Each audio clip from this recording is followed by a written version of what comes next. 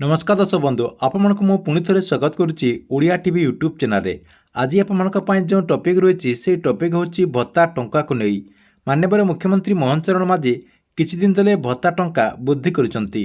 3500 टंका भत्ता टंका देवाई राज्य सरकार घोषणा करथिले। सेथिरे किंतु राज्य सरकार किछि निर्दिष्ट लोकंकु जहाँकि 3500 टंका भत्ता देवाई घोषणा करथिले। एबे किंतु राज्य सरकार एही निष्पत्ति को परिवर्तन करने जाउछंती जहाँकि समस्तंकर भत्ता टंका राज्य सरकार वृद्धि करने जाउछंती।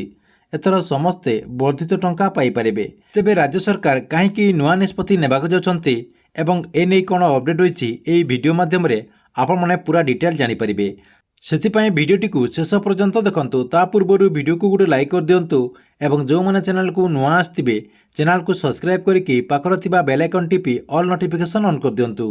आपण माने समस्त जानिछंती जे माननीय मुख्यमंत्री मोहन चरण माझी किछि दिन तले जहाँकि भत्ता टंका 3500 देवाई घोषणा कर एथिरे किंतु किछि निर्दिष्ट लोकंकु जहाँकि भत्ता टंका 3500 देवाई घोषणा कर एबे किंतु एही भत्ता टंका को नहीं आउ गोटे अपडेट आसबाक जाउछि जहाँकि राज्य सरकार समस्तंकर भत्ता टंका वृद्धि करने जाउछंती। देखंतु राज्य सरकार जो निर्दिष्ट लोकंकर भत्ता टंका वृद्धि करुछंती सेथिपाई सबुआडे जन असंतोष देखा मिली जहाँकि समस्ते कहते जे राज्य सरकार कहते गोटे कथा एवं करुछंती गोटे कथा। आपण माने समस्ते जानिथिबे राज्य सरकार निर्वाचन टाइम रे जहाँकि बीजेपी पार्टी तरफ निर्वाचन टाइम रे कहा जायतिला जे भत्ता टंका 3000 रु 3500 टंका करने या सहित तांकर जो मैनिफेस्टो रही से मैनिफेस्टो रे जहाँकि राज्य सरकार 3000 टंका रु 3500 टंका करने घोषणा करथिले।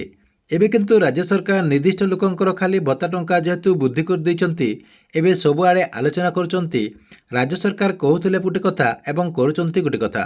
तांकर मैनिफेस्टो रे तो खाली निर्दिष्ट लोकंक पई भत्ता टंका वृद्धि करा जिवो बोली घोषणा करा जाय नथिला कहीं राज्य सरकार एहीपरि करुछंती बोली सबुआडे आलोचना करा जाउची। एहा सहित लोक माने कहउछंती जे राज्य सरकार जेहेतु भत्ता टंका वृद्धि कले समस्तंकर भत्ता टंका वृद्धि करबा कथा। सरकार जो 80% लोक मानक पई एहा सहित जो 80% भिन्नक्षम रहिसंती सेमानक पई जो 3500 टंका कले सेटा ठीक रहिछि किंतु राज्य सरकार जो बाकी लोक रहि जाइछंती सेमानकर मध्य किछि ना किछि वृद्धि करबा कथा।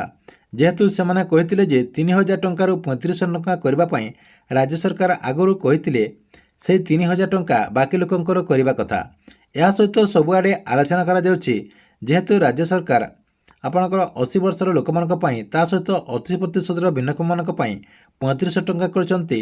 एथिरे जो आपणकर विधवा महिला माने रहछंती से विधवा भत्ता जो दिया जाउछि सेमानकु से विधवा भत्ता मध्य राज्य सरकार 3500 टंका करबा कथा। एबे किंतु किछि यूट्यूबर भाई मानक प्रयास रे एवं किछि गणमाध्यम प्रयास रे सरकारଙ୍କର नजर को आछि जहाँकि सरकार खूब शीघ्र एही भत्ता टंका को नहीं बहुत बड़ पदक्षेप नेबाक चाहते। एथिपाई राज्य सरकार जहाँकि उच्चस्तरीय बैठक करेंगे उच्चस्तरीय बैठक में जहाँकि भत्ता टंका को नहीं आलोचना करा एथिरे जानिबाक मिलछि जे राज्य सरकार भत्ता टंका समस्तंकर किछि ना किछि वृद्धि करेंगे।